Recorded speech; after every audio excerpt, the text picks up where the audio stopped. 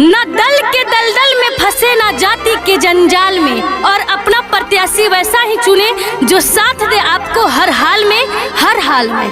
Gram panchayat के सुरधरामपुर के जनता जिंदाबाद, जिंदाबाद जिंदाबाद। बड़का मांझी जिंदाबाद, जिंदाबाद जिंदाबाद। महेंद्र प्रसाद यादव जिंदाबाद, जिंदाबाद जिंदाबाद। फूल छाप जिंदाबाद, जिंदाबाद जिंदाबाद। गरीब गुरबों के नेता जिंदाबाद, जिंदाबाद जिंदाबाद। छात्र नौजवान के नेता जिंदाबाद। जिंदाबाद जिंदाबाद। आपका बटन कहाँ दबेगा?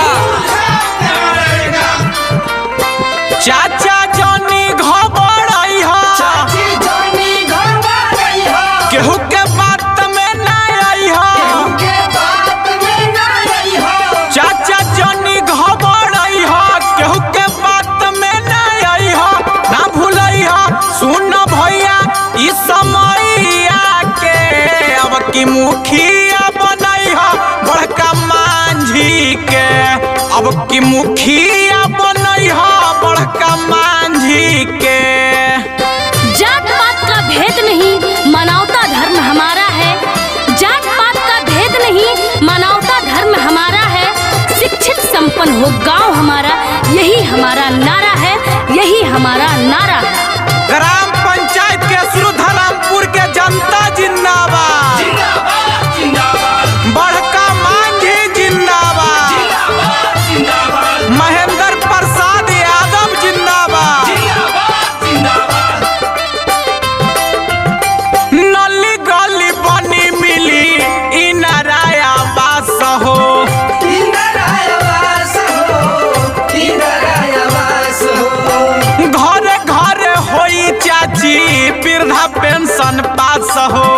वृद्धा पेंशन पास हो, वृद्धा पेंशन पास हो। नली गली बनी मिली इनाराया बास हो। घरे घरे होई चाची वृद्धा पेंशन पास हो। पूला छाप पर बटम दवाई हो, पूला छाप पर बटम दवाई हो। 5 नंबर ना भूलई हो, 5 नंबर ना भूलई हो। चाची पूला पर बटम दवाई हो, 5 नंबर ना भूलई हो, ना भूलई हो। सुन भैया इस समैया के अब की मुखिया बनई हो महेंद्र यादव के। अब की मुखिया बनई हो बड़का मांझी के। ग्राम पंचायत के सुरधरामपुर के जनता जिंदाबाद, जिंदाबाद जिंदाबाद। बड़का मांझी जिंदाबाद, जिंदाबाद जिंदाबाद। महेंद्र प्रसाद यादव जिंदाबाद, जिंदाबाद जिंदाबाद। फूल छाप जिंदाबाद, जिंदाबाद जिंदाबाद। गरीब गुरबों के नेता जिंदाबाद, जिंदाबाद जिंदाबाद। छात्र नौजवान के नेता जिंदाबाद। जिंदाबाद जिंदाबाद। आपका बटन कहाँ दबेगा?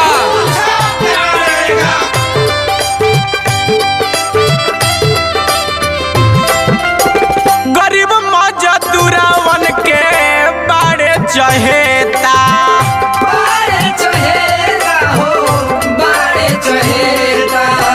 इनका से निक केहू बड़ुए ना नेता। मिली है न नेता हो, मिली है न नेता। गरीब मजदूरवन के बाड़े चहेता, इनका से निक केहू मिली है ना नेता। केसर धर्मपुर से जीतई हा, केसर धर्मपुर से जीतई हा।